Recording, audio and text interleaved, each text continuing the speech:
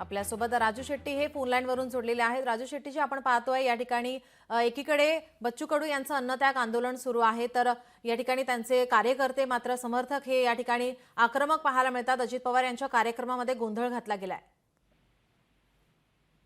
सरकार बच्चू कडूंच्या उपोषणाकडे ज्या पद्धतीने दुर्लक्ष करायला लागलेलं आहे, 2 दिवसापूर्वी मुख्यमंत्र्यांनी अतिशय शुष्कपणाने सांगितलं की ते बावनकुळे बघून घेतील। एकतर सरकारला अजूनही निर्णय घेता येत नाही, समिती नेमण्याची भाषा करतात।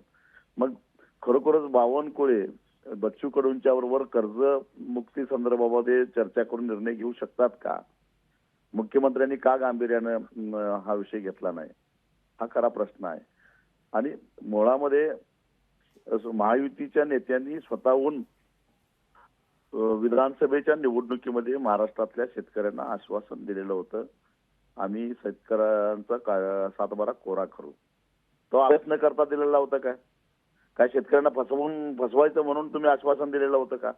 आता आश्वासन दिलंय तर पाळा आणि सातबारा कोरा करा। खरीप हंगाम तोंडावर आलेला शेतकरी थकीत आहेत, त्यांना बियाणे खरेदी करायचे आहेत, खर्च खरेदी करायचे आहेत, पैसा नाही भेटत, मग शेतकरी करणार काय? आधीच अवकाळी पावसाच्या प्रमाणामध्ये नुकसान झालेलं आहे, तेव्हा असली पाहिजे। जी काय करणार करायचं आश्वासन दिलेलं आहे, नवीन कर्ज शेतकऱ्यांना द्यायला हरकत आहे, तर शेतकरी खरीपाचा पेरा करत।